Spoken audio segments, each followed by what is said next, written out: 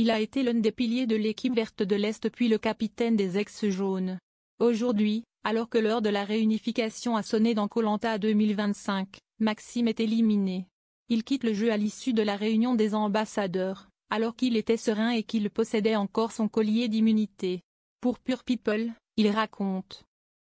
Clap de fin pour Maxime dans Koh Lanta, la revanche des 4 terres. En effet, lors du dernier épisode diffusé mardi 15 avril 2025, Denis Brognard a annoncé aux aventuriers la réunification. CST ainsi qu'il a fallu désigner 4 ambassadeurs, représentant les 4 régions nord, sud, est et ouest. À son retour, le Quatuor a annoncé la mauvaise nouvelle, CST Maxime qui l'ont décidé d'éliminer. Même Louise, son allié depuis le début. Auprès de Pure People, le grand brun aux cheveux longs revient sur son aventure et s'exprime sur sa déception. Qu'attendiez-vous des ambassadeurs? Je pensais que ça serait pour moi une simple formalité. On envoie Louise comme ambassadrice et j'avais confiance en elle à 100%, j'avais passé toute mon aventure à ses côtés. Qu'avez-vous ressenti lorsque Louise vous annonce que vous êtes éliminé? Pour être totalement franc, je n'en croyais pas mes oreilles. J'étais à des années-lumière de penser qu'ils allaient mettre mon nom, j'étais vraiment confiant. En plus, j'avais encore mon collier d'immunité, j'étais serein. Donc ça a été la pire des illusions possibles, une vraie déception. Lors de la réunion des ambassadeurs, Louise indique considérer son vote comme de la trahison. Est-ce ainsi que vous le ressentez également? Ce que je comprends à ce moment, c'est que l'équipe verte éclate et j'en paye les frais. Parce que j'avais confiance en Louise mais aussi en Gaël et Céline. On avait fait un début d'aventure solide ensemble, on était très unis. Mais Louise a donné mon nom pour se protéger. Après, stratégiquement, c'était bien joué de leur part.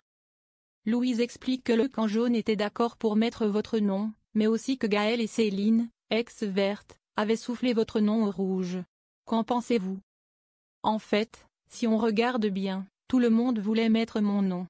Tout le monde s'est mis d'accord, que ce soit chez les rouges, chez les jaunes aussi. Donc là, j'ai bien l'impression que c'était à l'unanimité. Et face à tout ça, je n'ai absolument rien pu faire. Même mon collier n'a pas pu me protéger comme il pouvait, je n'ai pas pu l'emmener à son terme.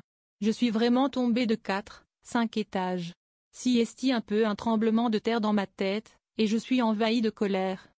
Alors, je pense qu'il y a plusieurs facteurs qui entrent en jeu.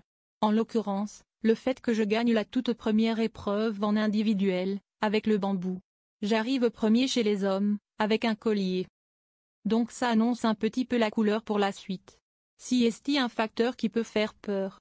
Ensuite, je me suis révélé quand même stratège chez les jaunes avec mon coup de bluff en disant que je jouais mon collier alors que finalement non. Ça peut aussi effrayer. Parce que quelqu'un qui est stratège est imprévisible.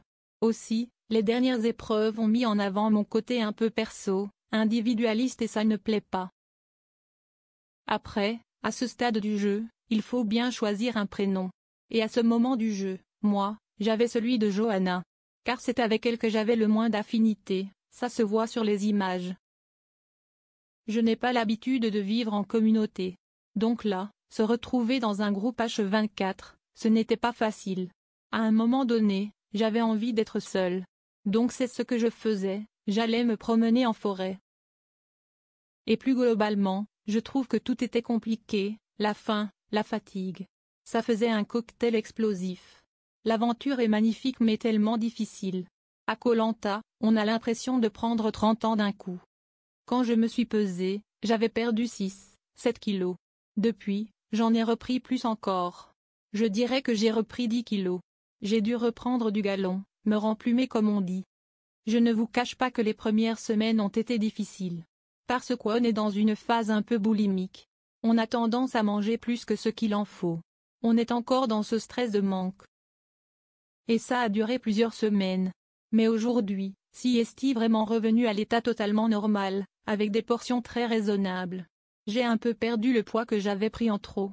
Donc là, si est-il nickel. J'ai aussi repris le sport à fond, ça aide. Alors, à mon retour en France, la première chose que j'ai faite, si est-il d'aller dans une boulangerie et de me faire plaisir. J'ai mangé des pains entiers avec des plaquettes de chocolat complètes. C'était violent.